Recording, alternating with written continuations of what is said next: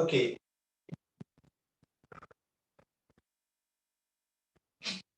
எல்லாருக்கும் வந்துட்டு நான் அனுப்பி வச்சேன். பிராக்டிகல் கைடு வந்துட்டு கிடைத்திருக்கும் நினைக்கிறேன். அதே மாதிரி ஆல்ரெடி சில பேர்ட்ட இருந்திருக்கும் இல்லையா? பிராக்டிகல் கைட் உங்க எல்லாத்தையும் இருக்கிறத உறுதிப்படுத்திக் கொள்ளுங்க. இரவு அனுப்பி வைக்கப்பட்டிருக்குது. பிராக்டிகல் கைட் இருக்கிறத உறுதிப்படுத்திக் கொள்ளுங்க.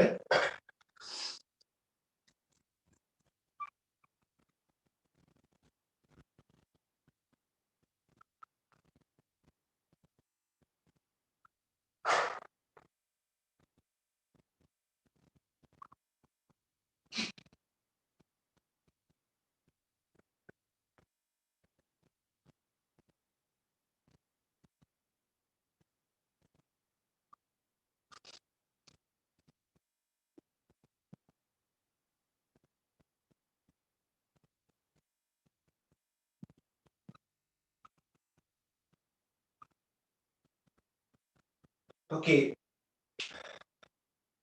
கவனிங்க.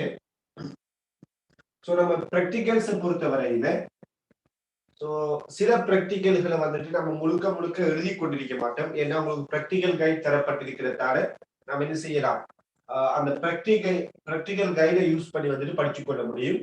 எனவே நான் சில இம்பார்ட்டன்டான பாயிண்ட்ஸை மாத்திரம் நம்மளோட நோட்ஸ்ல எழுதி கொள்ளலாம். மேலதிகமான விடயங்களை அந்த பிராக்டிகல் கைட்ல நீங்க வாசித்துக் கொள்ள முடியும். அந்த வகையில நாம இந்த முதலாவது பரிசோதனைக்குள்ள போக போறோம். நம்மளோட முதலாவது பரிசோதனை தலைப்பு போட்டுக்கொள்ளுங்க. முதலாவது பரிசோதனை வரைவின் மூலம் உலர் மின்கலம் ஒன்றின் அகத்தடையை துணிதல். தலைப்பு போட்டுக்கொள்ளுங்க. வரைவின் மூலம் உலர் மின்கலம் ஒன்றின் அகத்தடையை துணிதல்.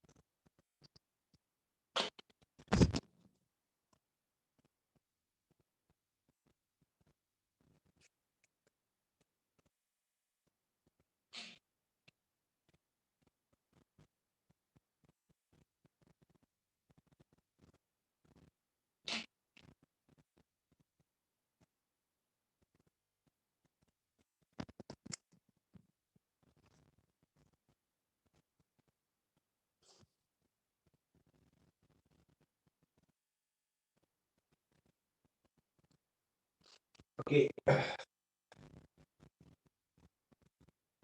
கவனிங்க. இப்ப நாம ஒரு வரைபை வரைவதன் மூலமா ஒரு மின்கலத்தில அகத்தடையை வந்துட்டு துணிய போறோம். உண்மையிலே இது ஒரு இலகுவான ஒரு பரிசோதனை, ரைட்? சோ பாருங்க, நாம இந்த பரிசோதனையில செய்யற வேலை என்ன அப்படின்னு பாத்தீங்கன்னா, உங்களுக்கு தெரியும், இந்த ஆளி கேயை நாம மூடுவோமா இருந்தா, ஆளி கே எடுக்கிறோம். இந்த ஆளி கேயை நாம மூடும் போது இந்த மின் சுற்றானது பூரணப்படுத்தப்படுவது இல்லையா? இந்த மின் சுற்றானது பூரணப்படுத்தப்படுவது. எனவே இந்த சுற்றினூடாக மின்னோட்டம் பாயக்கூடியதா இருக்கு. இவ்வாறு இந்த சுற்றினூடாக பாய்கின்ற மின்னோட்டத்தை நான் ஐ என்று எடுக்கிறேன். இந்த சுற்றினூடாக பாய்கின்ற மின்னோட்டத்தை நான் ஐ என்று எடுக்கிறேன். அந்த நேரத்துல இந்த அம்பியர்மானி இந்த மின்கலத்தினூடாக அல்லது இந்த மின் சுற்றினூடாக பாய்கின்ற மின்னோட்டத்தை தரும். அதே போல இந்த வோல்ட் மானி எடுத்தமா இருந்தால் இந்த வோல்ட் மானி எங்க இணைக்கப்பட்டிருக்குது? இந்த மின்கலத்துக்கு குறுக்கே இணைக்கப்பட்டிருப்பதனால மின்கலத்துக்கு குறுக்கே உள்ள அழுத்த வித்தியாசத்தை தரும். சரி, அப்ப இந்த மின் சுற்றுல அம்பியர் மானி சுற்றினூடான மின்னோட்டத்தையும் வோல்ட் மானி இந்த மின்கலத்திற்கு குறுக்கே உள்ள வோல்டேஜையும் தரும். கவனிங்க, இந்த மின்கலத்துக்கு குறுக்கே இருக்கிற வோல்டேஜ், இந்த மின்கலத்துக்கு குறுக்கே இருக்கக்கூடிய வோல்டேஜ் நான் படிச்சிருக்கிறேன்.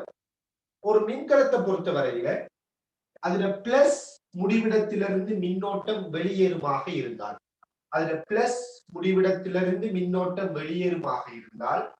அந்த சந்தர்ப்பத்துல மின்கலத்திட முடிவிடங்களுக்கு குறுக்கே உள்ள அழுத்த வித்தியாசம், மின்கலத்தில பிளஸ் முடிவிடத்திலிருந்து மின்னோட்டம் வெளியேறுமா இருந்தால் அந்த டைம்ல மின்கலத்துக்கு குறுக்கே உள்ள அழுத்த வித்தியாசம் படிச்சிருக்கிறோம்.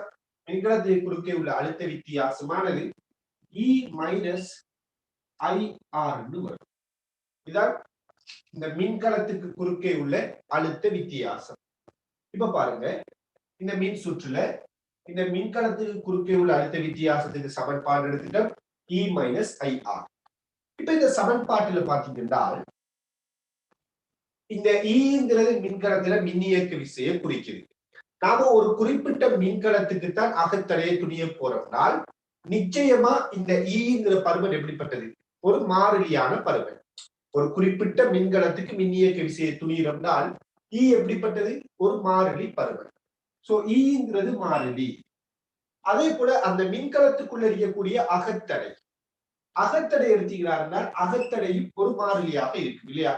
அந்த மின்கலத்திற்கு உள்ளே இருக்கக்கூடிய அகத்தடையும் ஒரு மாறிலி. எனவே மின்கலத்துல மின்னியக்க விசை அகத்தடை எல்லாம் மாறிலியா இருக்குது. இப்ப நம்ம செய்ய போற வேலை என்ன அப்படின்னு பாத்தீங்கன்னா இருந்தால், இந்த மின்கலத்தோட இணைக்கப்பட்டிருக்கிறார் இந்த மாறும் தடை. இந்த மாறும் தடையினது பருமன படிப்படியாக படிப்படியாக மாற்றி அந்த ஒவ்வொரு தடை பருமனுக்கும் இந்த அம்பியர் மானி அதே மாதிரி வோல்ட் மானிட வாசிப்புகள் எடுக்க போறோம். பாருங்க, இந்த மின் சுற்றுல இந்த ஆறுங்கிற தடையினது பருமனை மாற்றி அம்பியர் மானி வோல்ட் மானிக்கு பல வாசிப்புகளை எடுக்க போறோம். உங்களுக்கு தெரியும், நாம இந்த தடை ஆற மாற்றுவமாக இருந்தால், மாறும் தடை ஆறினது பருமனை மாற்றுவமா இருந்தால் இந்த மின்கலத்துக்கு குறுக்கேயான சமான தடை மாறுவதனால் இந்த மின்கலத்தினூடான மின்னோட்டம் மாறும். அதாவது I மாற்றம் அடையும். எனவே அம்பியர் மானிட வாசிப்பு மாறும்.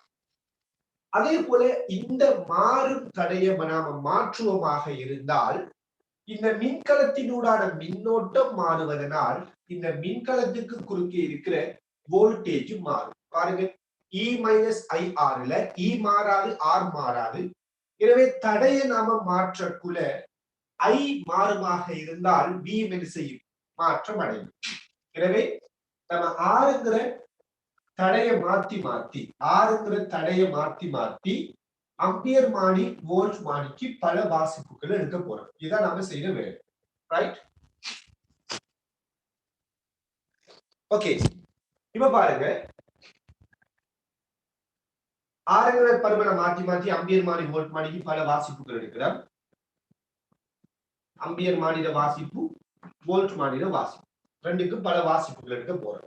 சோ ஆறுங்கிறது பருமன் ஒரு குறிப்பிட்ட பருமன். அந்த டைம்ல அம்பியர் மானிட வாசிப்பு எடுக்கிறோம், வோல்ட் மானிட வாசிப்பு எடுக்கிறோம்.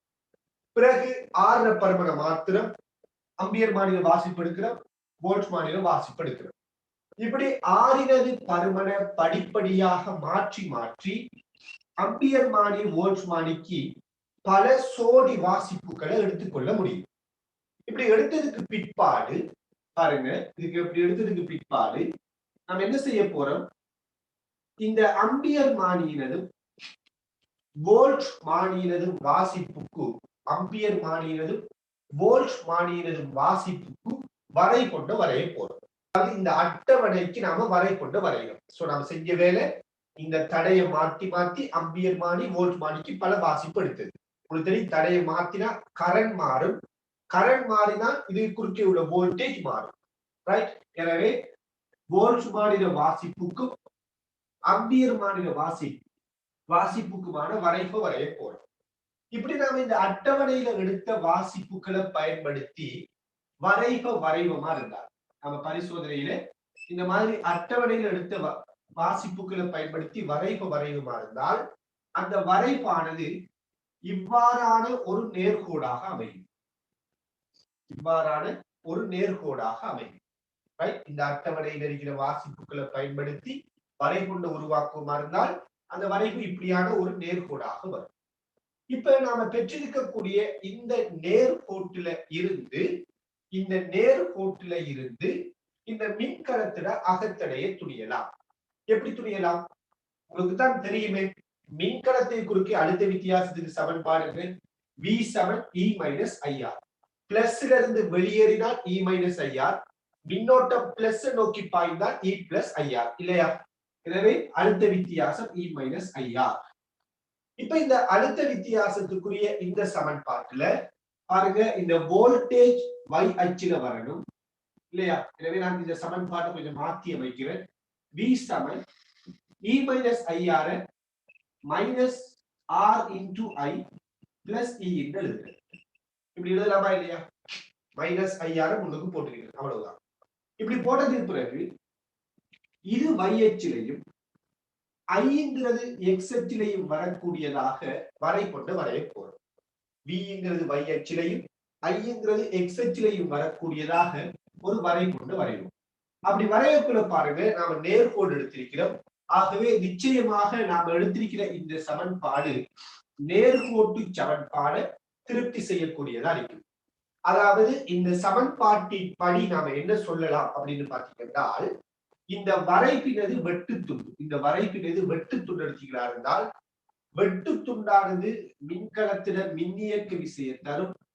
இந்த வரைப்பினது படித்திறன் பாருங்க, இதனால படித்திறன் எக்ஸ் அச்சில குணகம், இங்க ஐர குணகம் என்ன ஆர். எனவே இந்த வரைப்பினது படித்திறன் மறைப்பருமன் மின்கலத்திட, இந்த வரைப்பிட படித்திறன் மறைப்பருமன் மின்கலத்திட அகத்தடைய தரும் சொல்லலாம். சோ படித்திறன் எடுத்தீங்களா இருந்தால் படித்திருந்த மறைப்பருமன் இந்த மின்கலத்திட அகத்தடைய தரும் அப்படின்னு சொல்ல முடியும். என்ன காரணம் வந்து வெறுமனே ஒரு சின்னோரு பரிசோதனை செஞ்ச வேலை என்ன, இந்த தடையை மாற்றுறது, ஆறுங்கிற தடையை மாற்றி மாற்றி இந்த மின்கலத்தினூடான மின்னோட்டம் அல்லது இந்த மின்சுற்றினூடான மின்னோட்டம் அம்பியர் மானினது வாசிப்பையும், இந்த மின்கலத்துக்கு குறுக்கே உள்ள வோல்டேஜ் வோல்ட் மானினது வாசிப்பையும் பெறுறது. இப்படி ஆற மாற்றி மாற்றி பல வாசிப்புகளை பெற்று அதை வரைவாக மாற்றி அமைக்கிறோம். மாற்றி அமைச்சதுக்கு பிற்பாடு இந்த வரைவுல இருந்து அகத்தடைய துணிகிறதுக்காக இந்த வோல்டேஜுக்குரிய சமன்பாடை யோசிக்கிறோம். அப்படி யோசிக்கக்குள்ள வோல்டேஜ y அச்சிலையும் ஐய எக்ஸ் அச்சிலையும் எடுக்கும் போது இந்த வரைபட வெட்டு துண்டுங்கிறது மின்கலத்துல மின்னியக்க விசையையும், இந்த வரைபட படித்திறனுங்கிறது மின்கலத்துல அகத்தடைய பருமனையும் குறிக்கும் அப்படிங்கிற முடிவுக்கு வந்து சேர்றோம். சரியான? ஓகே, கீழே எழுதி கொள்ளுங்க. சில பாயிண்ட்ஸ் மட்டும் சொல்ற எழுதி கொள்ளுங்க. இப்பரிசோதனையில் கீழே எழுதி கொள்ளுங்க. இப்பரிசோதனையில்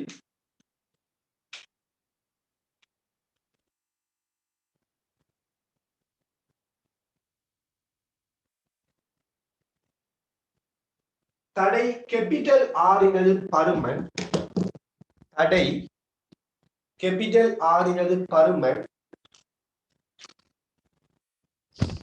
இப்பரிசோதனையில் தடை கேபிட்டல் ஆறினது பருமன்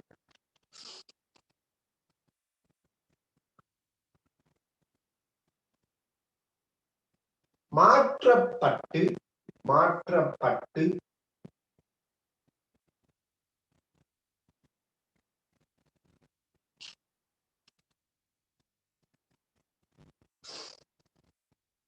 அம்பியர் மானி வோல்ட் மானிக்கு பல வாசிப்புகள் பெறப்படும். பல வாசிப்பு ஜோடிகள் பெறப்படும். அம்பியர் மானி வோல்ட் மானிக்கு பல வாசிப்பு ஜோடிகள் பெறப்படும்.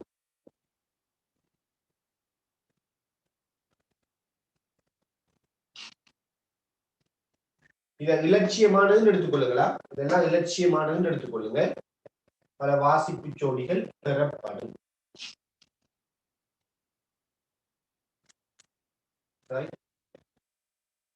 ஓகே, அது பிறகு இந்த படத்துக்கு இந்த அட்டவணையை காட்டுங்க, கிராஃபை காட்டுங்க, சமன்பாடை காட்டுங்க.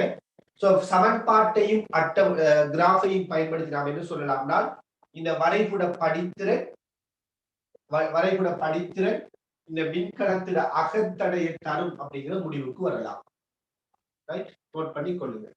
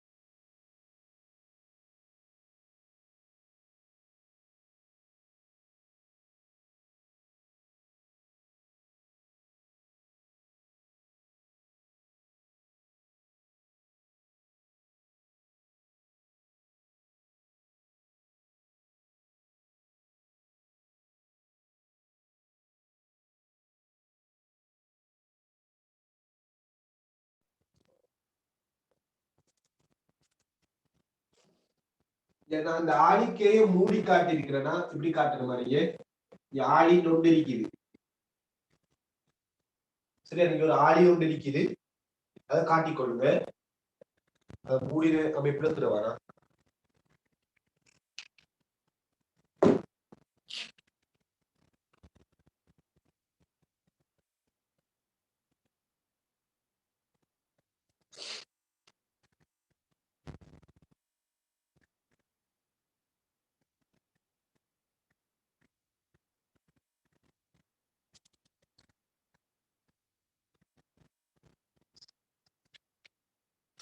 ஓகே,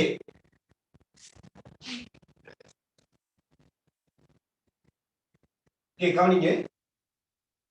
இப்ப நாம இந்த வரைப்புல இருந்து மின்கலத்துல அகத்தடையை துணிஞ்சிட்டோம் இல்லையா? இப்ப நான் இந்த வரைப்பை பத்தி இன்னும் சில விடயங்களை யோசிக்க போறேன். நம்ம வரைந்திருக்கக்கூடிய இந்த வரைப்பை பத்தி மேலும் சில விடயங்களை யோசிக்க போறோம். உங்களுக்கு தெரியும், இந்த வரைபட வெட்டு துண்டு, இந்த வரைபட வெட்டு துண்டு மின்கலத்துல மின்னியக்க விசையை குறிச்சிருக்குது. அப்படித்தானே? இந்த வரைபட வெட்டு துண்டு எடுத்த மாதிரி இருந்தால் அது மின்கலத்துல மின்னியக்க விசையை குறிக்குது. இப்ப நீங்க சொல்லுங்க, இந்த வரைப்புல எக்ஸ் அச்ச வெட்டக்கூடிய புள்ளி, எக்ஸ் அச்ச வெட்டக்கூடிய இந்த புள்ளி, இந்த எக்ஸ் அச்ச வெட்டுற புள்ளி எதை குறிக்கும்? என்னத்தை சொல்லும்? எக்ஸ் அச்சை வெட்டக்கூடிய இந்த புள்ளி இந்த வரைப்புல என்னத்தை குறிக்குது, அல்லது இது என்னத்தை பத்தி பேசக்கூடியதா இருக்கு? வையச்ச வெட்டுற புள்ளி, அதான் வெட்டு துண்டு, அதை நம்ம மின்கலத்துல மின்னியக்க விசைன்னு சொல்றோம். இந்த கேள்வி என்னன்னா, எக்ஸ் அச்ச வெட்டுற புள்ளி யார்? யாராச்சும் இதை நம்ம என்ன சொல்லலாம்னா, இந்த மின்கலத்தில ஷார்ட் சர்க்யூட் கரண்ட் அப்படின்னு சொல்லலாம். ஷார்ட் சர்க்யூட் கரண்ட் என்று சொல்லலாம். இந்த எக்ஸ் அச்ச வெட்டுற இந்த புள்ளி இருக்குதானே, இந்த புள்ளியை நாம என்னன்னு சொல்லலாம்னா மின்கலத்தில ஷார்ட் சர்க்யூட் கரண்ட் அப்படின்னு சொல்லலாம். அதாவது குறுஞ்சுற்று மின்னோட்டம்னு சொல்ல முடியும். ஏன் நாம அப்படி சொல்லலாம்? இந்த எக்ஸ் அச்ச வெட்டுற புள்ளியை நம்ம ஏன் குறுஞ்சுற்று மின்னோட்டம்னு சொல்ல முடியும்? என்ன காரணம்? நல்லா யோசித்து பாருங்க. இந்த புள்ளியில நல்லா வைக்கொள்ளுங்க, இந்த புள்ளி எடுத்தீங்கன்னால் இந்த புள்ளியில மின்கலத்துக்கு குறுக்கே இருக்கிற வோல்டேஜ் வையச்சிர பருமன், வையச்சிர பருமன் இல்லை, 0. இந்த புள்ளிக்குரிய வை ஆள்கூறுட பருமன் என்ன? 0.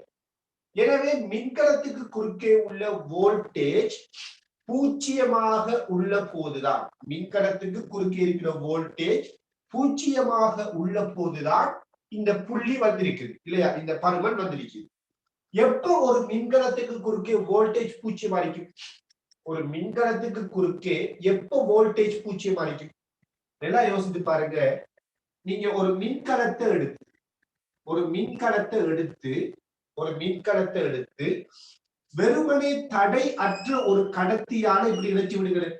ஒரு மின்கலத்தை தடையற்ற ஒரு கடத்தியால இணைச்சு விட்டீங்களாக இருந்தால்தான் அந்த மின்கலத்தின முடிவிடங்களுக்கு குறுக்கு அழுத்த வித்தியாசம் 0 வரும். யோசிச்சு பாருங்க. இதை நம்ம இப்படி ஒரு கடத்தியால இணைச்சா ஒரு தெரியும் கடத்திக்கு குறுக்கே அழுத்த வித்தியாசம் என்ன? 0. சோ இங்க இருக்கிற அழுத்தமும் இப்படியே வந்தீங்க என்றால் இங்க இருக்கிற அழுத்தம் எப்படிப்பட்டது? சமனானது. எனவே ஒரு மின்கலத்தை நாம கடத்தியால இணைச்சி விட்டோம்னால் அந்த மின்கலத்துக்கு குறுக்கே அழுத்த வித்தியாசம், அந்த மின்கலத்துக்கு குறுக்கே அழுத்த வித்தியாசம் 0 இருக்கு.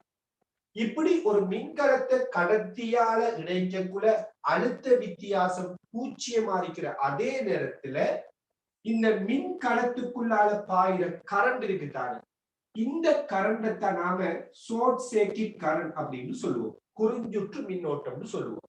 ஏன்? இது ஒரு இந்த மின்கலத்தை பொறுத்த வரையில பிளஸையும் மைனஸையும் நாம ஷார்ட் சர்க்யூட் ஆக்கிட்டோம் இல்லையா, குறுஞ்சுற்று ஆக்கிட்டோம். ஆகவே இந்த டைம்ல பாயிர மின்னோட்டம் குறுஞ்சுற்று மின்னோட்டம்னு சொல்லப்படும். அந்த டைம்ல மின்கலத்தை குறுக்கே அழுத்த வித்தியாசம் 0 இருக்கு. அப்ப பாத்தீங்களா இருந்தா இந்த புள்ளி என்னத்தை குறிக்குது? குறுஞ்சுற்று மின்னோட்டத்தை குறிக்குது, ஷார்ட் சர்க்யூட் கரண்ட் குறிக்குது. ரைட்? அப்ப நோட் பண்ணி வச்சுக்கொள்ளுங்க. உங்களோட வரைப்புல நோட் பண்ணிக்கொள்ளுங்க. இது என்ன சொல்லுவோம், குறுஞ்சுற்று மின்னோட்டம் அப்படின்னு சொல்லப்படும். வரைப்புல நோட் பண்ணி போட்டு ஒரு பாயிண்ட் எழுதி கொள்ளுங்க. வரைப்புல குறுஞ்சுற்று மின்னோட்டத்தை காட்டுங்க. அதை சேர்த்து ஒரு பாயிண்ட் எழுதி கொள்ளுங்க.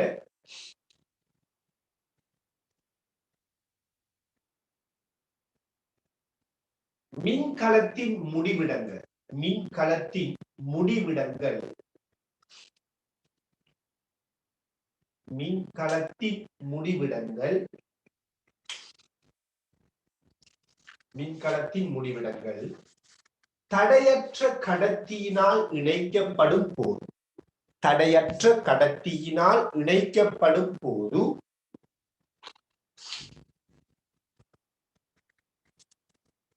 தடையற்ற கடத்தியினால் இணைக்கப்படும் போது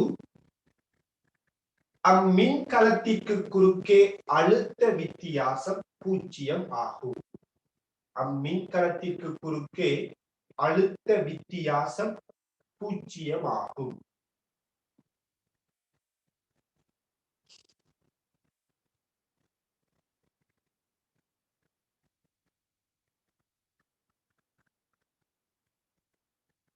அழுத்த வித்தியாசம் 0 ஆகும். இதன் போது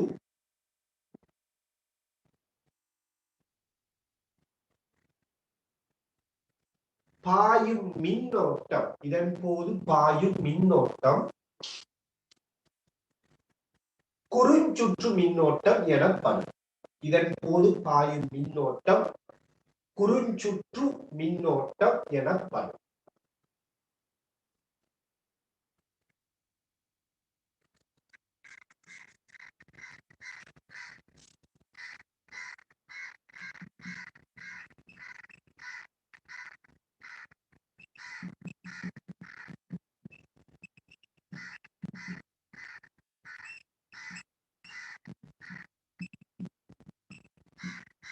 சரியா?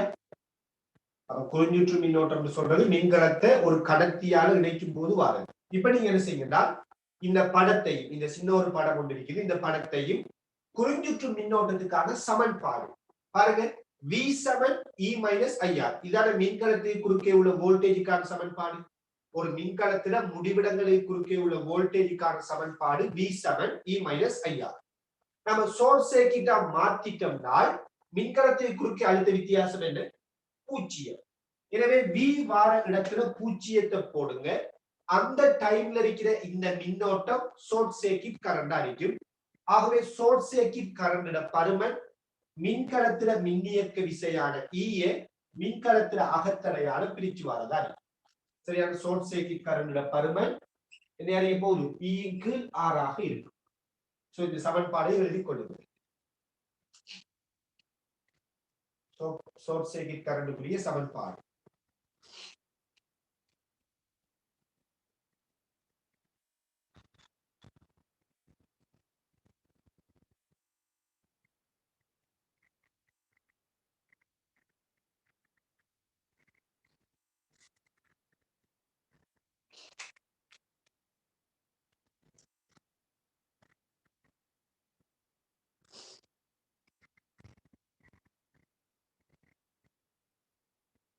மின்கலத்தை குறிஞ்சுற்றாக்குறோம். சோ மின்கலத்துக்குள்ள உயர் மின் பாயக்கூடிய மின்னோட்டத்தை ஷார்ட் சர்க்யூட் சொல்றோம். அந்த ஷார்ட் சர்க்யூட் கரண்டோட பருமன் E க்கு R ஆ இருக்கும். சரியான? ரைட். இப்ப கவனிங்க, இந்த இடத்துல ஒரு முக்கியமான விடயம் இருக்குது. பொதுவா பாத்தீங்கன்னா எப்பயுமே ஒரு மின்கலத்துல பாயக்கூடிய மின்னோட்டம், ஒரு மின்கலத்திலிருந்து வெளியேறக்கூடிய மின்னோட்டத்தை எடுத்துக்கிட்டால், ஒரு மின்கலத்திலிருந்து வெளியேறக்கூடிய மின்னோட்டத்துல மிக உயர்ந்த பருமன், ஒரு மின்கலத்திலிருந்து வெளியேறுகின்ற மின்னோட்டத்துல மிக உயர்ந்த பருமன் இந்த ஷார்ட் சர்க்யூட் கரண்டா தான் இருக்கு. இல்ல பாருங்க, இந்த எக்ஸெஜ் பாருங்க, இது கரண்டோட பருமனா இல்லையா? 1 ஆம்பியர், 2 ஆம்பியர், 3 ஆம்பியர், இது கரண்டோட பருமன். அப்ப மேக்ஸிமம் கரண்ட் ஒரு மின்கலத்திலிருந்து எப்ப வெளியேறும்? அந்த மின்கலத்தை நீங்க ஷார்ட் சர்க்யூட்டா மாத்து போதும். ஒரு மின்கலத்திலிருந்து மின்னோட்டம் மேக்ஸிமமா எப்ப வெளியேறும் கேட்டா நாம என்ன சொல்லலாம்? அந்த மின்கலத்தை ஷார்ட் சர்க்யூட்டா மாற்றக்குள்ள வெளியேறும்னு சொல்லலாம். பாருங்க, ஆக பெரிய கரண்ட் இந்த இடத்துல தான் வருது. அதுக்கு முதல் இருக்கிற கரண்ட் எல்லாம் சிறிய கரண்ட். எனவே ஒரு மின்கலத்திலிருந்து அதி உயர் மின்னோட்டம் அதை ஷார்ட் சர்க்யூட்டா மாற்றும் போது வெளியேறக்கூடியதா இருக்கு. அதனாலதான் பொதுவா வந்துட்டு நம்ம மின்கலங்களை ஷார்ட் சர்க்யூட் ஆகுறத வந்துட்டு தவிர்த்து கொள்ளணும். ஏன்றால் மின்கலம் ஷார்ட் சர்க்யூட்டா மாறுமாறுந்தா அது ஒரு பெரிய ஆபத்து. ஃபார் எக்ஸாம்பிள், ஒரு கார் பேட்டரி இருக்குன்னு வச்சுக்கொள்ளுங்க. கார் பேட்டரி எடுத்தீங்களா இருந்தால், ஒரு கார் பேட்டரி எடுத்த மாதிரி இருந்தால், இந்த கார் பேட்டரியோட வோல்டேஜ் பெரும்பாலும் 12 வோல்டேஜ் அடிக்கும். ரைட்? சில கார்களுக்கு வேறுபடும், பெரும்பாலும் 12 வோல்டேஜ் பயன்படுத்தப்படும். இந்த கார் பேட்டரி எடுத்தீங்களா இருந்தால், கார் பேட்டரிக்குள்ள ஏற்றத்தின் அளவு எப்படி இருக்குன்னா பெருசா இருக்கும். அதாவது இந்த கார் பேட்டரிக்குள்ள இது பேட்டரியோட கெப்பாசிட்டி வந்துட்டு ரொம்ப பெருசா இருக்கும். நம்ம கெப்பாசிட்டி சம்பந்தமா ஏற்கனவே படிச்சிருக்கிறோம், கேள்வியும் செய்திருக்கிறோம். எனவே இந்த கார் பேட்டரியோட கெப்பாசிட்டி, அதாவது அதுக்குள்ள இருக்கக்கூடிய ஏற்றம் மிக மிக உயர்வா இருக்கிறதால நீங்க கார் பேட்டரிய ஷார்ட் சர்க்யூட்டா மாத்தினீங்களா இருந்தால் அது பெரிய ஒரு ஆபத்துல முடிய வாய்ப்பு இருக்கு. சரி, நம்ம தொடர்ச்சியா ஷார்ட் சர்க்யூட் ஆக்குமா இருந்தால் இந்த கார் பேட்டரி வெடிக்கிறதுக்கு அல்லது இந்த கார் பேட்டரியால இந்த காருக்கு பிரச்சனை வர்றதுக்கு பெரிய வாய்ப்பு இருக்கு. எனவே எப்பொழுதுமே நாம ஒரு மின்கலம் ஷார்ட் சர்க்யூட் ஆகுறதை தவிர்த்து கொள்ளணும். கார் பேட்டரி எல்லாம் ஷார்ட் சர்க்யூட் ஆகுமா இருந்தால் அந்த பேட்டரி வெடிக்கிறதுக்கான வாய்ப்பு அதிகமாக இருக்கும். அதனாலதான் பாத்தீங்களா இருந்தா இப்படியான கார் பேட்டரிகளை பொறுத்த வரையில அவங்க என்ன செய்வாங்கன்னா இந்த 2 முடிவிடங்களையும் கவர் பண்ணி வச்சிருப்பாங்க. ஒரு பிளாஸ்டிக்கால அல்லது ஒரு ரப்பரால இப்படி கவர் பண்ணி வச்சிருப்பாங்க. ஏன்னா இது 2 டைரக்டா எப்பயும் என்ன செய்யக்கூடாது, ஷார்ட் சர்க்யூட் ஆகக்கூடாது. இந்த 2 முடிவிடங்களும் ஷார்ட் சர்க்யூட் ஆகாத மாதிரி கவர் பண்ணி வச்சிருப்பாங்க. ஷார்ட் சர்க்யூட் ஆகினா அது பெரிய ஆபத்துல வந்து முடியும். அதே மாதிரி ஷார்ட் சர்க்யூட் ஆகுமா இருந்தா நாம சொன்னோம், அங்கிருந்து மின்னோட்டம் என்ன செய்யும், விரைவா பாயும். உதாரணமா நம்ம பயன்படுத்தக்கூடிய ஒரு உலர் மின்கலத்தை எடுத்தீங்கன்னா இந்த உலர் மின்கலத்துல நீங்க பிளஸையும் மைனஸையும் வெறுமனே ஒரு கம்பியால இப்படி தொடுத்து விட்டீங்கன்னா அந்த பேட்டரி என்ன செய்ய வாய்ப்பு இருக்குன்னா விரைவாக சார்ஜை இறக்கிறதுக்கு வாய்ப்பு இருக்கு. அதாவது அந்த பேட்டரியோட சார்ஜ் கெதியா முடிஞ்சிடும். எனவே எப்பொழுதுமே மின்கலங்களை ஷார்ட் சர்க்யூட் ஆகுறதை நாம தவிர்த்து கொள்ளணும். ஒன்று, அந்த மின்கலம் விரைவாக மின்னிறக்கம் அடைஞ்சிடும், அது ஒரு காரணம். 2வது காரணம், நல்ல பெரிய கெப்பாசிட்டியை கொண்ட ஒரு மின்கலமா இருந்தால் ஷார்ட் சர்க்யூட் ஆகும் போது அந்த பேட்டரி வெடிக்கிறதுக்கு வாய்ப்பு இருக்குது. சோ இதைத்தான் நான் முந்தியும் ஒரு தடவை உங்கள்கிட்ட சொல்லி இருந்தேன். நாம் பயன்படுத்தக்கூடிய போன் பேட்டரி எடுத்தீங்களா இருந்தால் போனை பொறுத்த வரையில போனுக்குள்ள இன்டர்னலா ஷார்ட் சர்க்யூட் ஆகும் சொல்லியிருந்தேன். போனை பொறுத்த வரையில பேட்டரியில பிளஸ் பகுதியும் இருக்கும், மைனஸ் பகுதியும் இருக்கும்.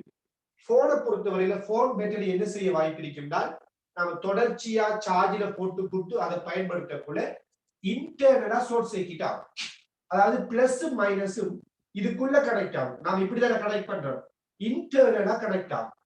இப்படி உள்ளுக்குள்ள ஷார்ட் சர்க்யூட் ஆகுமா இருந்தா அந்த பேட்டரி வந்துட்டு வெடிக்கிறதுக்கு வாய்ப்பு இருக்கு. அதனாலதான் பேட்டரியை வந்துட்டு லோட் ஆகாம பயன்படுத்துறது. அதாவது சார்ஜில போட்டுக்கிட்டு போன் பேசுற அப்படியான வேலைகளை வந்துட்டு தவிர்த்து கொள்ளும். சரியான? எனவே இன்டர்னலா ஷார்ட் சர்க்யூட் ஆகக்கூடிய வாய்ப்பு இருக்குது. சோ போன் பேட்டரி வெடிக்கக்கூடும். அதுக்காக நம்ம அதை தவிர்த்து கொள்றோம். அப்ப ஷார்ட் சர்க்யூட்ங்கிறது உயர்ந்த மின்னோட்டத்தை உறிஞ்சக்கூடியதா இருக்குது. அதே டைம்ல ஒரு ஆபத்தான ஒரு நிகழ்வாகவும் இருக்கு. ஓகே, இப்ப நாம இன்னும் ஒரு விடயத்தையும் இந்த வரைப்புல ஆராய்வோம். இன்னும் ஒரு விடயத்தையும் பார்க்கலாம். உங்களுக்கு தெரியும், இந்த வரைப்பின்படி இந்த ஷார்ட் சர்க்யூட்ங்கிற கரண்ட் இந்த தடையினது எந்த சந்தர்ப்பத்தில் உருவாகும், தடையில பருவம் எவ்வளவாக இருக்கும் போது இந்த ஷார்ட் சர்க்யூட் கரண்ட் உருவாகும். ரொம்ப சிம்பிள் இல்லையா? எப்ப ஷார்ட் சர்க்யூட் கரண்ட் உருவாகும், இந்த தடையில பருவம் எவ்வளவு இருக்கிறது, 0 இருக்கிறது. எனவே இந்த இடத்துல தடையினது பருவம் 0 இருக்கிறது சொல்லலாம். தடையில பருவம் 0 இருந்தால் இந்த மின்கலம் ஷார்ட் சர்க்யூட் ஆகும். மின்கலத்தை குறுக்கே இருக்கிற வோல்டேஜ் 0 மாறும். எனவே ஷார்ட் சர்க்யூட் ஆகிற சந்தர்ப்பத்துல இந்த பரிசோதனையில நாம பயன்படுத்துற தடை R இருக்குத்தானே, இந்த R பருமன் 0 இருக்கிறது. இப்ப இந்த கேள்வி என்னென்றால், இந்த வரைபின் படி இந்த புள்ளிய நாம உருவாக்கக்குள்ள, இந்த புள்ளிய நாம பயன்படுத்தக்குள்ள இந்த புள்ளிக்குரிய R பருமன் என்ன? இந்த புள்ளிக்குரிய R பருமன் என்ன? உங்களுக்கு தெரியும், இந்த புள்ளிக்குரிய ஆறினது பருமன் 0. அதாவது நாம ஆற 0 மாற்றும் போது இந்த மின்கலத்துக்கு குறுக்கே வோல்டேஜ் 0 மாறுது. அதாவது மின்கலம் ஷார்ட் சர்க்யூட் ஆகும். இப்ப கேள்வி என்ன? இந்த புள்ளிக்குரிய ஆறினது பருமன் என்ன? இந்த புள்ளிக்குரிய ஆறினது பருமன்.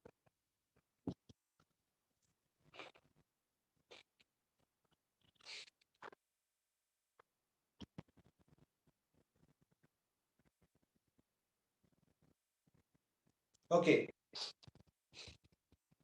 சில சரியான விடைகள் வருவது. இந்த புள்ளிக்குரிய ஆறினது பருமன் இருந்தால் முடிவிலியா இருக்கு. இந்த புள்ளிக்குரிய ஆறினது பருமன் முடிவிலியாக இருக்கு. நல்லா யோசித்து பாருங்க. நாம மின்கலத்திட மின்னியக்க விசையை பத்தி படிச்சோம். ஞாபகம் நினைக்கிறேன். நாம மின்கலத்திட மின்னியக்க விசைனா என்ன அப்படிங்கிறத பத்தி படிச்சிருக்கிறோம். நம்ம மின்கலத்திட மின்னியக்க விசைக்கு வழங்கின டெபினிஷன் என்ன, வரைவிலக்கணம் என்ன? ஒரு மின்கலத்தினூடான மின்னோட்டம் 0 உள்ள போது, ஒரு மின்கலத்தினூடான மின்னோட்டம் 0 உள்ள போது அந்த மின்கலத்திட முடிவிடங்களுக்கு குறுக்கே உள்ள அழுத்த வித்தியாசம் மின்னியக்க விசைக்கு சமனாக இருக்கு. இதுதான் நாம படிச்ச டெபினிஷன். ஒரு மின்கலத்தினூடான மின்னோட்டம் 0 இருக்கக்குள்ள அதுல முடிவிடங்களுக்கு குறுக்கே இருக்கிற அழுத்த வித்தியாசம் மின்னியக்க விசைக்கு சமம் இல்லையா? சோ இந்த டெபினிஷன் படி பாருங்க. இந்த மின்கலத்துக்கு குறுக்கே வோல்டேஜ் எவ்வளவு? E இருக்குது இல்லையா? இந்த இடத்துல வோல்டேஜ் எதுக்கு சமம்? E க்கு சமம். சோ வோல்டேஜ் E க்கு சமம். கரண்ட் பாருங்க. கரண்ட் என்ன? கரண்ட் 0. எனவே இந்த மின்கலத்துக்குள்ளான மின்னோட்டம் பாயலண்டா இந்த மின்கலம் ஒரு திறந்த சுற்றாக இருக்கிறது. அதாவது இந்த மின்கலத்துக்கு குறுக்கே தடை முடிவிலியாக இருந்திருக்கிறது. மின்கலத்துக்குள்ளான மின்னோட்டம் பாயலண்டா இது ஒரு திறந்த சுற்றா இருந்திருக்க போகுது. எனவே மின்கலத்துக்கு குறுக்கே தடை என்ன? முடிவிலி சொல்லலாம். ஆகவே இந்த பரிசோதனையில இந்த புள்ளிக்குரிய ஆறினது பருமன் முடிவிலி, இந்த பரிசோதனையில இந்த புள்ளிக்குரிய ஆறினது பருமன் 0. ஆற முடிவிலியா மாத்தக்குள்ள இந்த புள்ளி உருவாகும், ஆற 0 மாத்தக்குள்ள இந்த புள்ளி உருவாகும். ரைட்? சும்மா நோட் பண்ணி வச்சு கொள்ளுங்க. இந்த ரெண்டு பருமனையும் காட்டிக் கொள்ளுங்க.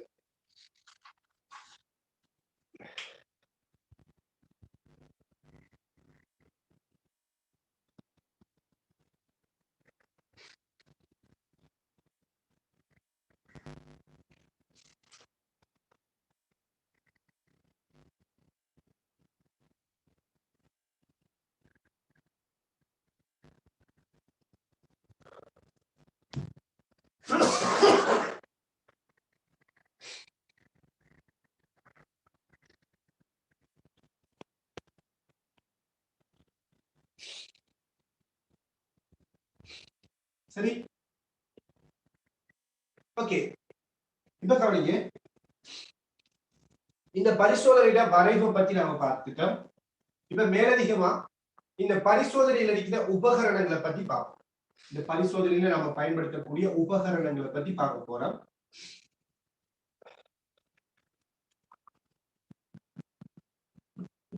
முதல் சொல்லுங்க, இந்த பரிசோதனையில நாம பயன்படுத்துற தடை, இந்த மாறும் தடை R. இந்த மாறும் தடை R யார்? அதாவது இந்த மாறும் தடை R ஒரு தடை பெட்டியா அல்லது இறையோ தற்றா? இந்த பரிசோதனையில நாம பயன்படுத்துற மாறும் தடை R இருக்குதானே, இது தடை பெட்டியா அல்லது இறையோ தற்றா? யாராடிப்பாரு? இந்த பரிசோதனையில பயன்படுத்துற மாறும் தடையில பாருங்க. மாறும் தடை யாரா அடிப்பாரு? தடைப்பட்டி அடிப்பாரா, இறையோ தற்றா அடிப்பாரா? நாம தடைப்பட்டி எப்ப பயன்படுத்துற, இறையோ தற்று எப்ப பயன்படுத்துறன்னு பார்த்திருக்கிறோம். சொல்லுவோம், நாம தடைப்பட்டி பயன்படுத்தப்படுற சந்தர்ப்பத்தை எடுத்துக்கிறார் என்றால் அந்த பரிசோதனையில மாறும் தடையினது பருமன் அவசியப்படுது. மாறும் தடையில பருமன் அவசியப்படுகின்ற சந்தர்ப்பத்துல மாறும் தடையாக தடைப்பட்டியை பயன்படுத்தணும். மாறும் தடையினது பருமன் அவசியம் இல்லைன்றால் மாறும் தடையாக இறையோட்டற்ற பயன்படுத்தணும். இதான் நிபந்தனை. எனவே இந்த பரிசோதனையில நாம இந்த ஆறினது பருமனை பயன்படுத்துறோமா? நல்லா யோசிச்சு பாருங்க.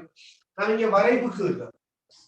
இந்த வரைவுல வோல்ட் மானிட வாசிப்படுத்தும் அம்பியர் மாநில வாசிப்பு எடுத்தோம்.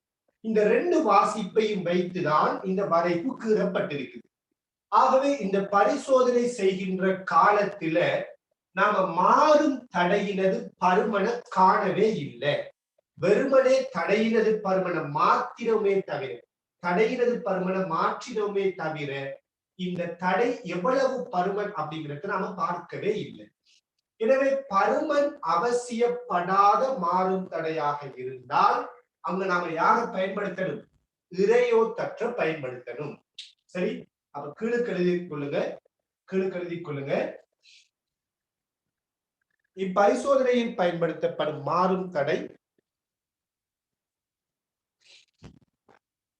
இப்பரிசோதனையில் பயன்படுத்தப்படும் மாறும் தடை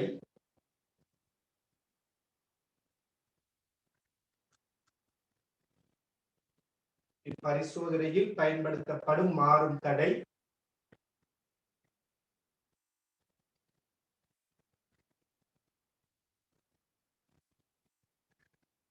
இறையோத்தற்றும் மாறும் தடை இறையோத்தற்றும்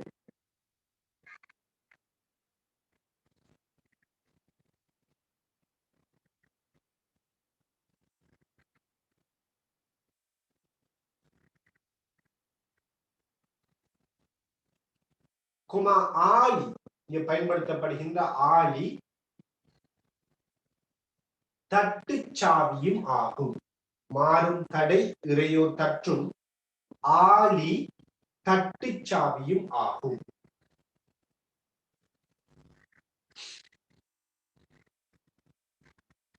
ஓகே, பாருங்க, மாறும் தடையா இறையோத்தற்ற பயன்படுத்தணும். என்ன காரணம்னு தெரியும். இப்ப நீங்க சொல்லுங்க, நாம ஏன் இங்க பயன்படுத்துற ஆளிக்கு தட்டுச்சாவியை பயன்படுத்துறோம்? நாம சாவிகள்ல 3 விதமான சாவிகளை படிச்சோம். தட்டிச்சாவி, செருகிச்சாவி, அதே போல இருவழி சாவி. ஆனா இந்த பரிசோதனையில நாம இங்க பயன்படுத்துற ஆளி தட்டிச்சாவியாக இருக்கணும் அப்படின்னு சொல்றோம். ஏன் தட்டிச்சாவியை பயன்படுத்துறோம்? நம்ம சொல்லியிருக்கிறோம், தட்டிச்சாவி எப்ப பயன்படுத்தப்படும்?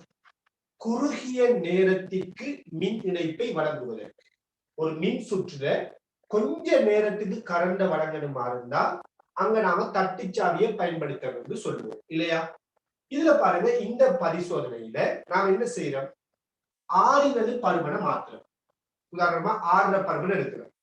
ஒரு ஆறினது பருமன் உதாரணமா ஒரு 100 ஓம் அறிக்கைக்குள்ள அது என்ன பருமன் தெரியா? விடுவோமே. ஆறினது பருமன் ஒரு குறிப்பிட்ட பருமன் அறிக்கைக்குள்ள அம்பியர் மானி வோல்ட் மானில வாசிப்பு எடுக்கும். அப்படி அம்பியர் மானி வோல்ட் மானில வாசிப்பு எடுத்ததுக்கு பிறகு நாம ஆறினது பருமனை திருப்பி மாத்த போறோம் இல்லையா?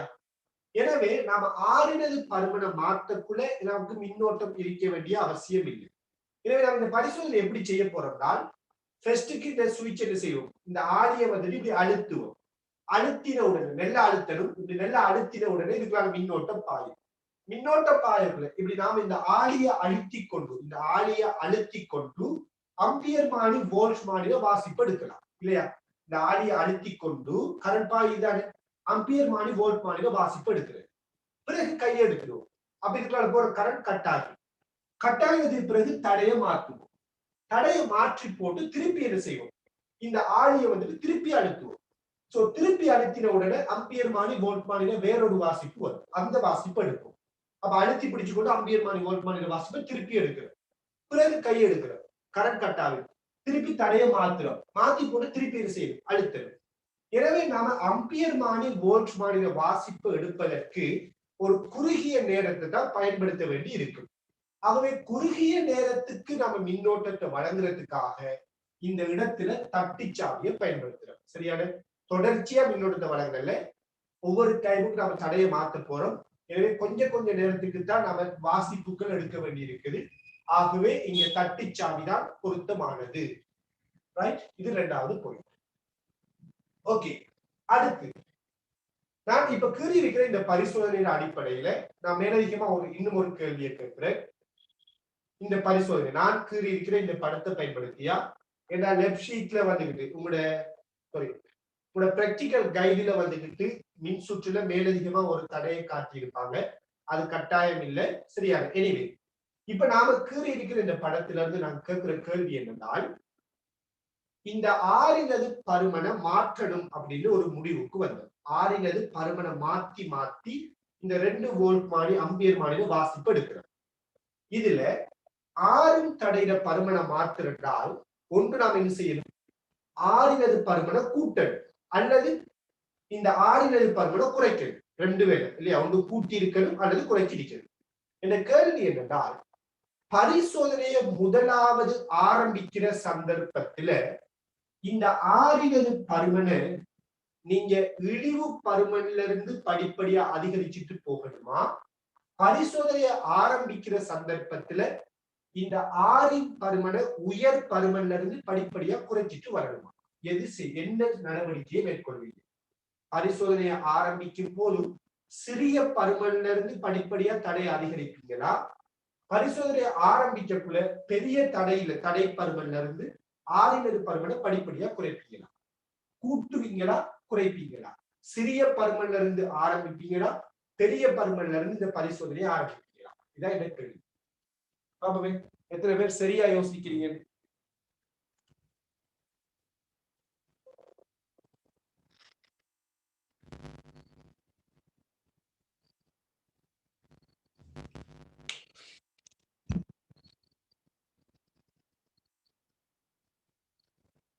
பெரிய பருமன்ல இருந்து படிப்படியா குறைக்க போறீங்களா அல்லது இந்த ஆறினது பருமனை சிறிய பருமன்ல இருந்து படிப்படியா அதிகரிக்க போறீங்களா பரிசோதனையை ஆரம்பிக்கிற சந்தர்ப்பத்துல?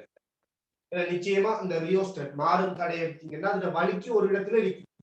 அது இழிவு பருமன்ல அடிக்கணுமா மேக்சிமம் பருமன்ல அடிக்கணுமா? இழிவு பருமன்ல இருந்து படிப்படியா கூட்டிட்டு போறியா, மேக்சிமம் பருமன்ல இருந்து படிப்படியா குறைச்சிட்டு போறியா? 2 விதமான விடைகளும் வருவது. எனவே பாத்தீங்கன்னா இந்த பரிசோதனையில நீங்க இந்த ஆறின் பருமனை ஃபெஸ்டுக்கு உயர் பருமனாக எடுத்து படிப்படியாக குறைத்து கொண்டு வாரதுதான் சிறப்பானதா இருக்கும். என்ன காரணம் அப்படின்னு பாத்தீங்கன்னா, நீங்க ஆறின் பருமன் எடுத்தீங்கன்னா உங்களுக்கு ஆறினது பருமன் என்னன்னு தெரியாது இல்லையா? அப்ப இந்த மின்கலத்துல அகத்தடையும் என்னன்னு தெரியாது, அதைத்தான் கண்டுபிடிக்க போறோம். எனவே இந்த பருமன்கள் எதுவுமே உங்களுக்கு தெரியாது. சோ நீங்க பிடிச்சு இந்த மின் சுற்ற சும்மா இணைச்சு விட்டீங்கன்னா, ஒன்றையும் யோசிக்காம சும்மா இணைச்சு விட்டீங்கன்னா, ஒருவேளை இந்த சுற்றுக்குள்ளார பாயிர மின்னோட்டம் எப்படிப்பட்ட மின்னோட்டமா இருக்கலாம், ஒரு பெரிய மின்னோட்டமா இருக்கலாம் இல்லையா? தெரியும், ஒரு பேட்டரி இருக்குது, ஒரு பேட்டரியை தந்திருக்கிறாங்க, ஏதோ ஒரு தடை சிறிசா பெரிசா ஒரு ஐடியாவும் இல்லை, ஒரு தடையை தந்திருக்கிறாங்க. சோ நம்ம இப்படி இந்த தடையை இணைச்சிட்ட உடனே இந்த மின் சுற்றுக்குள்ளார என்ன நடந்திருக்கலாம், ஒரு பெரிய மின்னோட்டம் பாய்ந்திருக்கலாம். பெரிய மின்னோட்டம் பாய்ந்திருந்தால் அந்த அம்பியர் மானி அந்த அந்த பெரிய மின்னோட்டத்தை அளக்குற அளவுக்கு கெப்பாசிட்டி இல்லாத அம்பியர் மானியா இருந்தா இந்த அம்பியர் மானி பழுதடைய வாய்ப்பிருக்கு. காரணம் தெரியாத ஒரு தடைய இணைச்சுட்ட உடனே இதுக்குள்ளால ஒரு பெரிய மின்னோட்டம் பாயுமா இருந்தால் சில வேளை இந்த அம்பியர் மானி என்ன செய்ய முடியும், பழுதடைய முடியும். எனவே நாம அம்பியர் மானியை பாதுகாக்கணும்னால் ஆரம்பத்துல இந்த சுற்றுக்குள்ளால பாயிர மின்னோட்டத்தை ஒரு சிறிய மின்னோட்டமாக வச்சுக்கொள்ளணும். அப்படி அம்பியர் இந்த சுற்றுக்குள்ளால பாயிர மின்னோட்டத்தை சிறிய மின்னோட்டமா வச்சுக்கொள்ளணும்னா இந்த தடையினது பருமனை நாம ஆரம்பத்துல ஒரு பெரிய பருமனாக எடுத்துக்கொள்ளணும். எடுத்து பாருங்க, நாம இந்த மாறும் தடையில பருமனை நல்ல பெரிய பருமன்ல வச்சுக்கொள்வோம். மாறும் தடையில பருமன் பெருசா இருந்தா இதுக்குள்ள ஓடுற மின்னோட்டம் எப்படி இருக்கு, சிறிசா இருக்கு. அப்ப அம்பியர் மானி நிச்சயமா என்ன செய்யாது, பழுதடையாது. அதுக்கு பிறகு நாம என்ன செய்யலாம், இப்ப நம்ம மாறும் தடையை பெரிய பருமன்ல வச்சுட்டோம். இதுக்கு பிறகு நாம என்ன செய்யலாம், கொஞ்சம் கொஞ்சமா இந்த தடையில பருமனை குறைக்கலாம். அப்ப நம்ம தடையில பருமனை கொஞ்சம் கொஞ்சமா குறைச்சு வரக்குள்ள இந்த மின்னோட்டம் கொஞ்சம் கொஞ்சமா சிறிய அளவுல அதிகரிச்சுட்டு போகும். ஆகவே அம்பியர் மானி பாதுகாக்கப்படும். விளங்குதா? எனவே மாறும் தடையை எப்பொழுதுமே டெஸ்டுக்கு என்ன செய்து கொள்ளுங்க, உயர் பருமன்ல வச்சுக்கொள்ளுங்க. உயர் பருமன்ல வைக்கிறதால ஆரம்பத்துல உயர் மின்னோட்டம் பாயாம தடுக்க முடியும். அதாவது அம்பியர் மானி பழுதடையாம பாதுகாக்க முடியும். சோ நோட்ல எழுதி கொள்ளுங்க. அடுத்த பாயிண்ட் எழுதி கொள்ளுங்க. மாறும் தடை ஆறினது பருமனை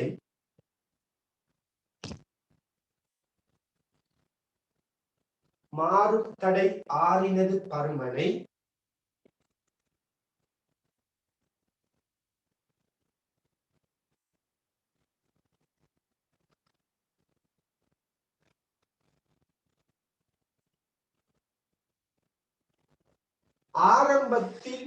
ஆரம்பத்தில்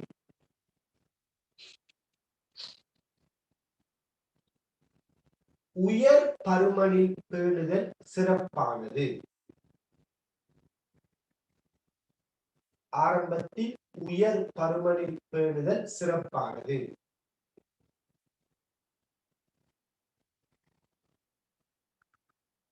பிரேக்கெட்ல போட்டுக்கொள்ளுங்க. பிரேக்கெட்ல போட்டுக்கொள்ளுங்க. ஆரம்பத்துல உயர் பருமன் அழைக்கிறது. பிரேக்கெட்ல போட்டுக்கொள்ளுங்க. பிரேக்கெட்ல பின்னர் படிப்படியாக ஆரை குறைத்தல் வேண்டும். பின்னர் படிப்படியாக ஆரை குறைத்தல் வேண்டும். ஃபர்ஸ்ட்டுக்கு உயர் பருமனை வச்சுக்கொள்ளணும். அதுக்கு கொஞ்சம் கொஞ்சமா குறைத்தல் உயர் பருமனில் பேணுதல் வேண்டும். பிரேக்கெட்ல பின்னர் ஆரின் பருமனை படிப்படியாக குறைத்தல் வேண்டும். என்ன காரணம்? காரணம் உயர் மின்னோட்டத்தினால் அம்பியர்மானி பாதிப்படைவதை தவிர்ப்பதற்கு. உயர் மின்னோட்டத்தினால் அம்பியர்மானி பாதிப்படைவதை தவிர்ப்பதற்கு.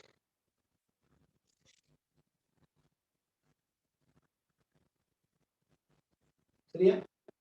நாம் வோல்ட்மானியை பத்தி யோசிக்க தேவையில்லை. ஏன் வோல்ட்மானியை பத்தி யோசிக்க தேவையில்லை? ஏன் வோல்ட்மானியை பத்தி யோசிக்க தேவையில்லைன்னா, வோல்ட்மானி இந்த மின்கலத்தில மின்னியக்க விசையை விட பெரிய வாசிப்பு ஒரு காலமும் தராது இல்லையா? இந்த மின்கலத்தில மின்னியக்க விசையை விட பெரிய வாசிப்பை யாரும் தரமாட்டா. வோல்ட்மானி தராது. மேக்சிமம் வாசிப்பு ஈயா தான் இருக்கு.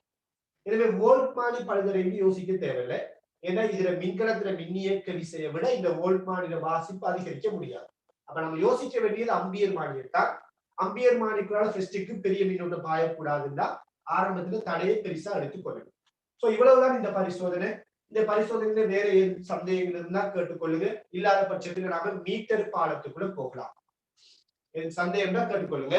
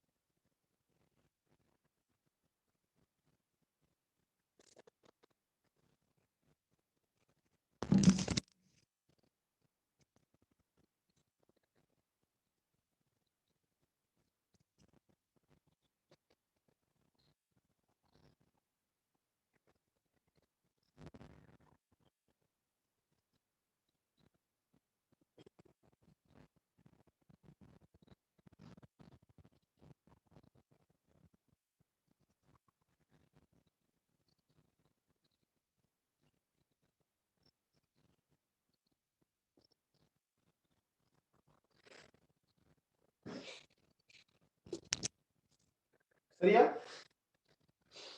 ஓகே.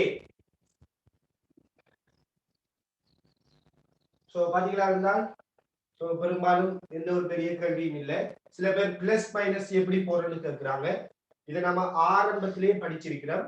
எப்பயுமே அம்பியர்மானியை பொறுத்தவரையில மின்னோட்டம் நுழைகின்ற முடிவிடத்தை பிளஸோட இணைக்கணும்னு படிச்சிருக்கிறோம். வோல்ட்மானியை பொறுத்தவரையில எப்பொழுதும் அழுத்தம் கூடிய முடிவிடத்தை பிளஸோட இணைக்கணும்னு படிச்சிருக்கிறோம் இல்லையா? இதான் பிளஸுக்குரிய நிபந்தனை.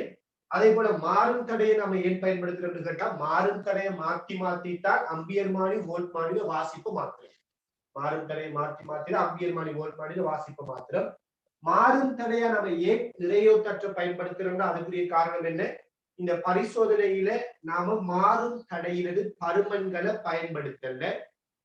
பருமன்கள் பயன்படுத்தப்படாத மாறும் தடையினால் அங்க நாம இறையோட்டற்றைத்தான் பயன்படுத்தணும். இது நாம போன கிளாஸ்ல படிச்ச ஒரு விடயம். சரியா? ஓகே, இப்ப தலைப்பு போடுங்க, மீட்டர் பாலம். தலைப்பு போடுங்க, மீட்டர் பாலம்.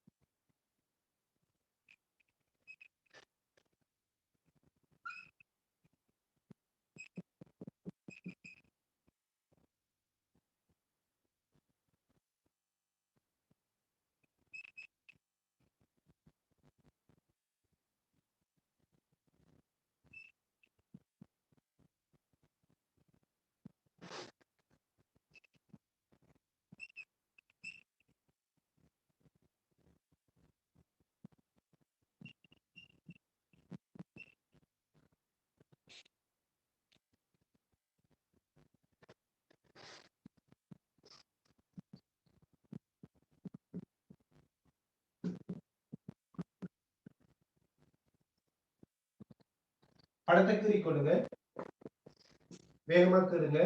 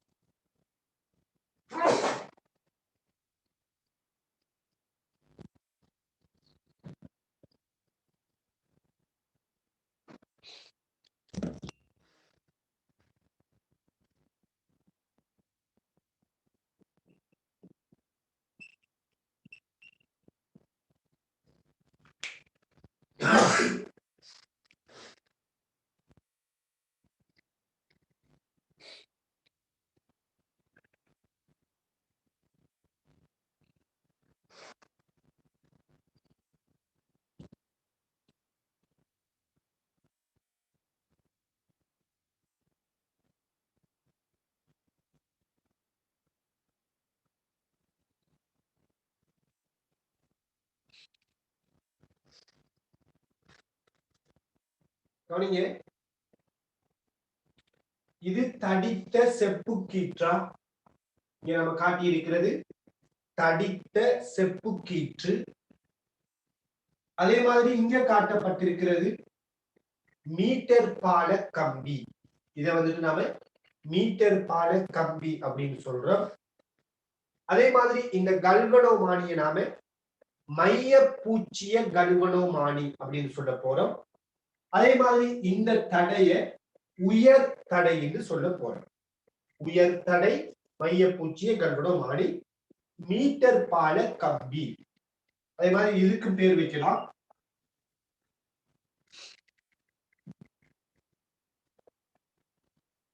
இதனால வழுக்கி அப்படின்னு சொல்லுவோம். சரியான வழுக்கின்னு சொல்ல இயலும். சரியா நோட் பண்ணிக்கொள்ளுங்க. முக்கியமான ஒரு விடயம். அதிகமா ஸ்ட்ரக்சர் கேள்விகள் வரக்கூடிய பகுதிகள் இதெல்லாம்.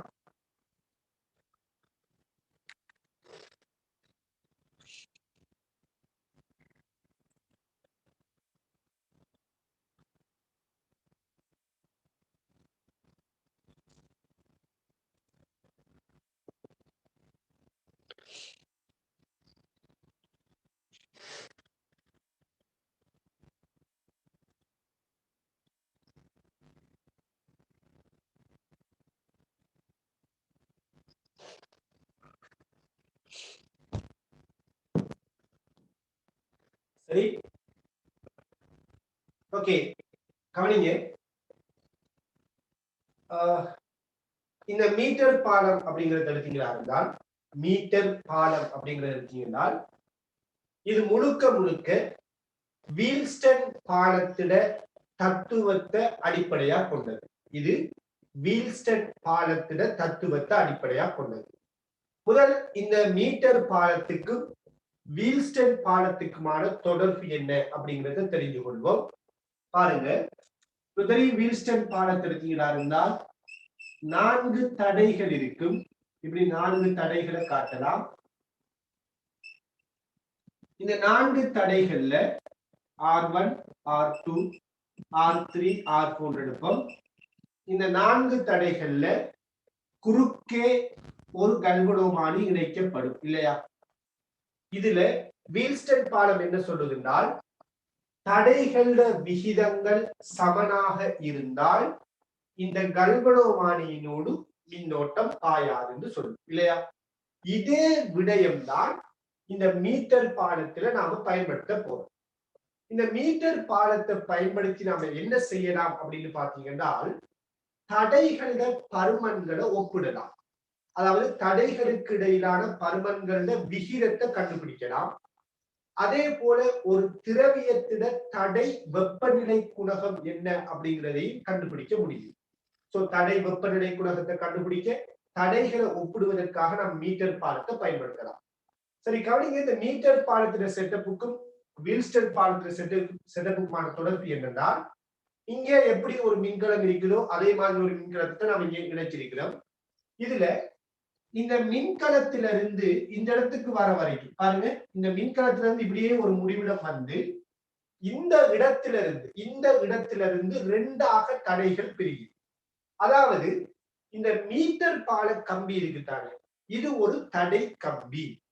அதாவது இந்த மீட்டர் பால கம்பி எடுத்தீங்கன்னா இது ஒரு மெல்லிய கம்பியாக இருக்கு. உங்களுக்கு தெரியும், கம்பி மெல்லியதா இருந்தா தடை எப்படிப்பட்டது?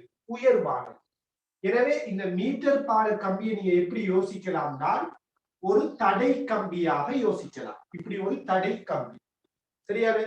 இப்ப பாருங்க, இந்த பாயிண்ட்ல இருந்து தடைகள் இந்த பக்கமும் பிரியுது. இதுல இந்த R1, R2ங்கிற தடைகள் எப்படி இருக்குதோ அதே மாதிரி தான் வீல்ஸ்டன் பாலத்துல வரக்கூடிய இந்த தடைகள் R1, R2. இந்த R1க்கும் R2க்கும் இடையில இப்படி கல்வனோமானி போகுதானே, அதே மாதிரி தான் நீங்க வீல்ஸ்டன் பாலத்துக்குள்ளால் வர இந்த கல்வனோமானி. இந்த கல்வனோமானி வந்து ஒரு இடத்துல இணைகிற மாதிரி தான் இங்கேயும் பாத்தீங்கன்னா இந்த கல்வனோமானி வந்து இந்த இடத்துல இணையுது. ரைட்டா? இந்த கல்வனோமானி வந்து எங்க இணையுது? இங்க இணையுது, இந்த இடத்துல இணையுது. இதனால் சி இங்க எடுத்துக்கொள்ளும். இதுல உதாரணமா இதை ஏ இதை பி எடுத்தோம்னால், இதுல இந்த ஏக்கும் சிக்கும் இடையில இவ்வளவு தடைகள் இருக்குது, இந்த சிக்கும் பிக்கும் இடையில இவ்வளவு தடைகள் இருக்குது. உதாரணமா இவ்வளவு தடையையும் நாம R3 என்றும் இவ்வளவு தடையையும் நாம R4 எடுக்கலாம். இப்ப பாருங்க, வீல்ஸ்டன் பாலத்தையும் மீட்டர் பிரிட்ஜையும் பாருங்க.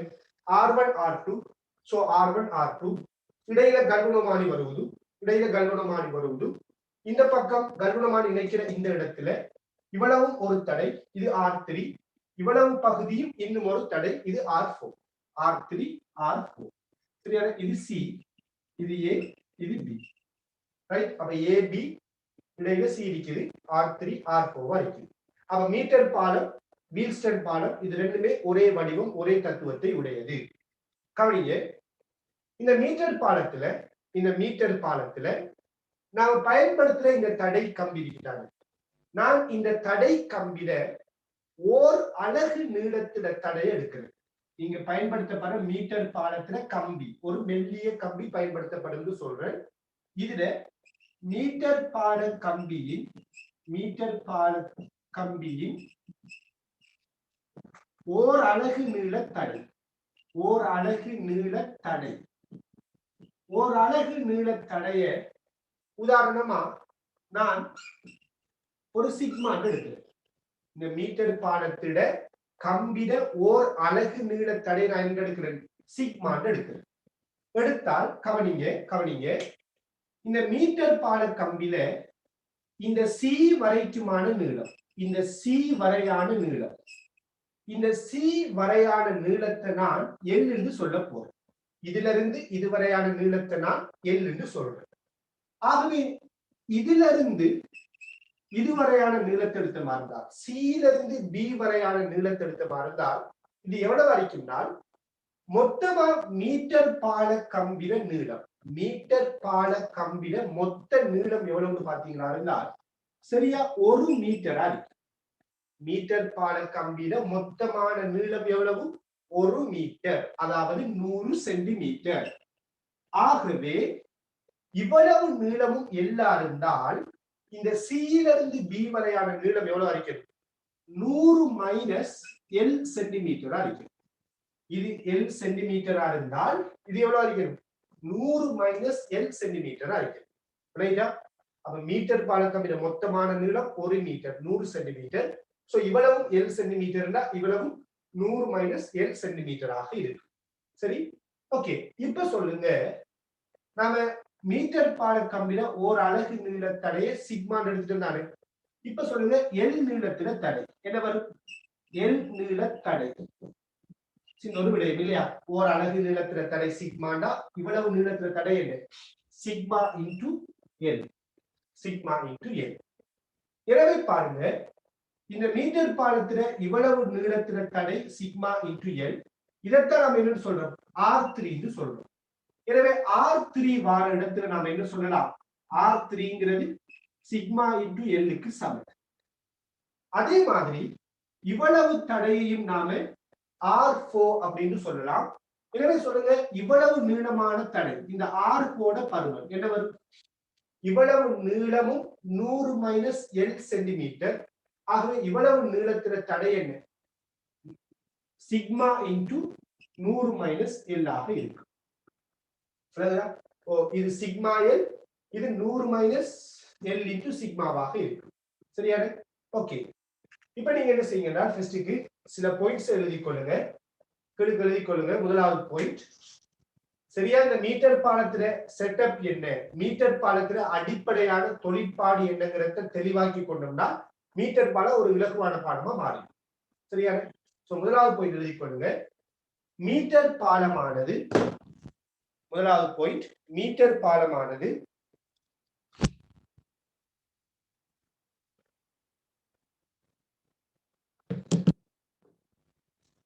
தடைகளை ஒப்பிடுவதற்காக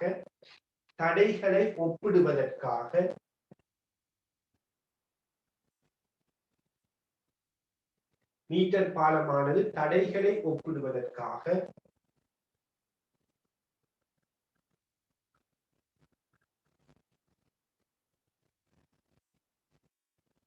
தடை வெப்பநிலை குணகங்களை துணிவதற்காக பயன்படுத்தப்படும். தடை வெப்பநிலை குணகங்களை துணிவதற்காக பயன்படுத்தப்படும்.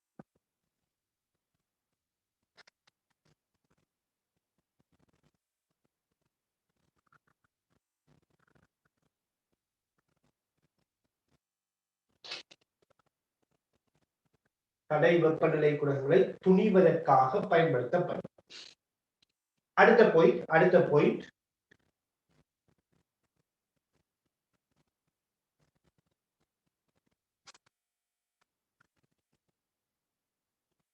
மீட்டர் பாலம்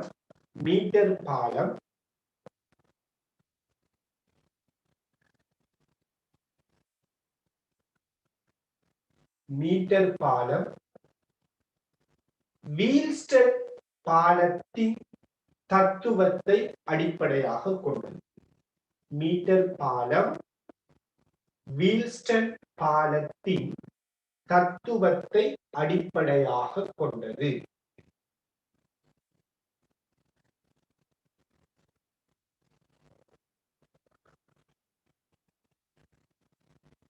சரியா? ஓகே. இப்ப நீங்க இந்த வீல்ஸ்டன் பாலத்துல நீங்க ஆல்ரெடி கீறியிருக்கிற இந்த மீட்டர் பாலத்துல ஏ பி சிங்கிற 3 புள்ளிகளையும் காட்டுங்க.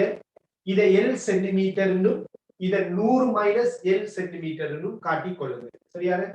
இப்படி இந்த எழுத்துக்களை எல்லாம் சரியா குறிச்சதுக்கு பிறகு இந்த இதுக்கு சர்வ சமனான வீல்ஸ்டன் பாலத்துல படத்தையும் காட்டிக் கொள்ளுங்க. அதே போல மீட்டர் பாலத்துல ஓர் அலகு நீளத்தடை சிக்மா, சோ எல் நீளத்தில தடை சிக்மா இன்டு எல் நீளத்தையும் காட்டிக் கொள்ளுங்க.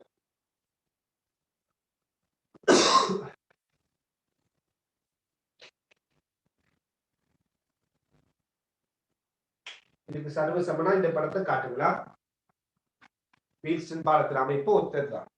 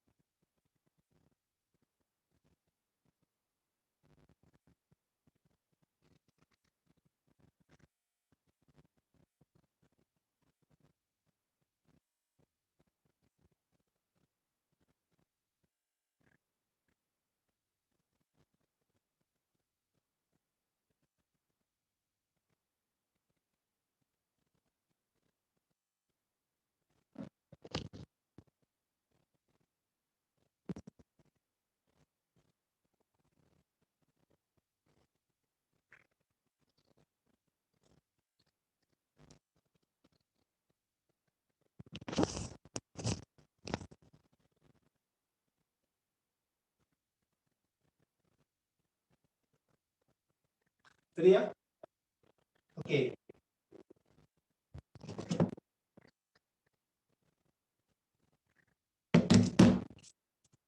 இப்ப பாருங்க, நான் இப்ப மீட்டர் பாலத்தை எப்படி பயன்படுத்துங்கிற விடயத்தை சொல்லி முடிச்சு கொள்வோம். சரியானே? கவனிங்க, நாம மீட்டர் பாலத்தை எடுத்தோம்னா மீட்டர் பாலத்துக்குரிய பரிசோதனைகள்ல எப்பொழுதுமே நாம சமநிலை அப்படிங்கிற ஒரு விடயத்தை கருத்தில் கொள்வோம். அதாவது என்னென்றால், உங்களுக்கு தெரியும், இந்த தடைகள விகிதமும் சமனாக இருந்தால் இந்த கல்வனோமானியினூடான மின்னோட்டம் பூஜ்ஜியமா இருக்கு இல்லையா? அந்த வகையில நாம் இந்த மீட்டர் பாலத்துல இந்த வழுக்கிய கொண்டு வந்து ஒரு இடத்துல வைக்கும் போது, அதாவது சின்னு சொல்லுவோம், இந்த சிங்கிற இடத்துல வைக்கும் போது உதாரணமா இந்த கல்வனோமானியின வாசிப்பு என்ன அளிக்கலாம்? பூஜ்ஜியமா இருக்க முடியும். அதாவது கல்வனோமானியினூடான மின்னோட்டம் பூஜ்ஜியமா இருக்க முடியும். அப்படி கல்வனோமானியினூடான மின்னோட்டம் பூஜ்ஜியம் என்றால் பாருங்க, இது எல் சென்டிமீட்டர், இது 100 மைனஸ் எல் சென்டிமீட்டர். இந்த டைம்ல நாம சிங்கிற புள்ளியில வைக்கக்குள்ள கல்வனோமானியின வாசிப்பு பூஜ்ஜியமா இருந்தால் நாம என்ன சொல்லலாம்? இந்த 2 தடைகள விகிதமும் எப்படிப்பட்டதா இருக்கிறது? சமனானதா இருக்கிறது இல்லையா? தடைகள விகிதம் சமன் என்றால் மின்னோட்டம் பாயாது. ஆகவே இந்த சீல வைக்கும் போது இந்த கல்வனோமானியினோடு மின்னோட்டம் பாயல் என்றால் R1 கீழ் R2 தடைகள விகிதமும், இதுல தடை என்ன? Sigma L. சிக்மா எல்லின் கீழ் 100 இன்டு சிக்மா இன்டு 100 மைனஸ் எல்லிட விகிதமும் எப்படி இருக்கும்? சமனா இருக்கும். இதுல விகிதமும் சமனா இருக்கும். சோ இதுல இருந்து சிக்மாவும் வெட்டுப்பட்டால் பாருங்க, R1 கீழ் R2 தடையிட விகிதம் எல்லின் கீழ் 100 மைனஸ் எல்லுங்கிற விகிதத்துக்கு சமனாக வரும்.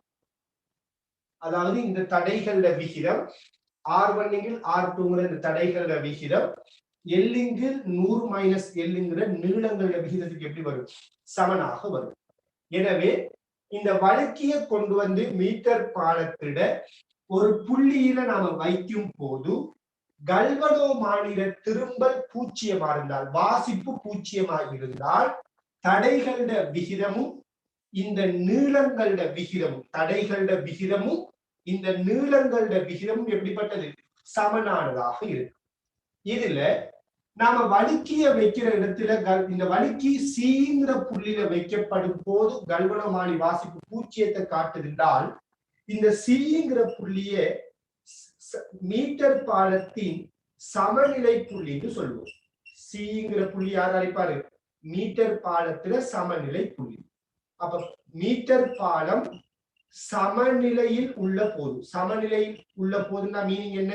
இதுல வாசிப்பு பூச்சியம் அடைகிறது. சமநிலையில் உள்ள போது தடைகளோட விகிதமும் இந்த நீளங்களோட விகிதமும் சமனானது. இந்த விடயத்தை அடிப்படையாக கொண்டுதான் நாம மீட்டர் பால பரிசோதனைகளை செய்ய போறோம். தடைகளோட விகிதம் நீளங்களோட விகிதத்துக்கு சமனுங்கிறத அடிப்படையாக கொண்டுதான் இந்த பரிசோதனைகளை செய்ய போறோம். கீழுக்கு எழுதி கொள்ளுங்க. கீழுக்கு ஒரு பாயிண்ட் எழுதி கொள்ளுங்க. கீழுக்கு ஒரு பாயிண்ட் எழுதுங்க.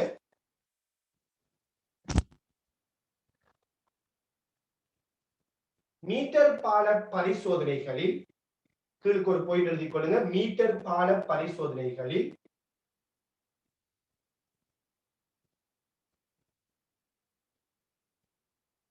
பாலம் சமநிலையில் உள்ள போதே வாசிப்புகள் பெறப்படும். மீட்டர் பால பரிசோதனைகளில் பாலம் சமநிலையில் உள்ள போதே வாசிப்புகள் பெறப்படும்.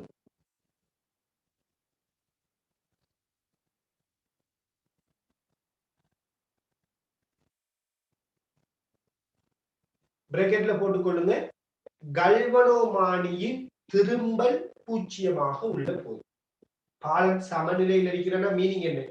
கல்வனோமானியின் திரும்பல் பூச்சியமாக உள்ள போது, கல்வனோமானியின் திரும்பல் பூச்சியமாக உள்ள போது. அது கீழே அப்படியே நோட் பண்ணிக்கொள்ளுங்க. பாலம் சமநிலையில இருந்தால் உள்ள போது இந்த சிங்கிற புள்ளியை சமநிலை புள்ளின்னு சொல்லுவோம். தடைகள விகிதம் நீளத்தில விகிதத்துக்கு சமம். இது அவ்வளவையும் நோட் பண்ணி கொள்ளுங்க. பாலம் சமநிலையில் உள்ள போது போட்டு இந்த தடைகள விகிதம் நீளத்தில விகிதத்துக்கு சமனுங்கிறத நோட் பண்ணி கொள்ளுங்க. சோ இதை நீங்க நோட் பண்ணிட்டு போகலாம். இன்ஷா அல்லாஹ் நாம அடுத்த கிளாஸ்ல சந்திப்போம். ஜஸாக்குல்லாஹு கைர். அஸ்ஸலாமு அலைக்கும் வரஹ்மத்துல்லாஹி வபரகாத்துஹு.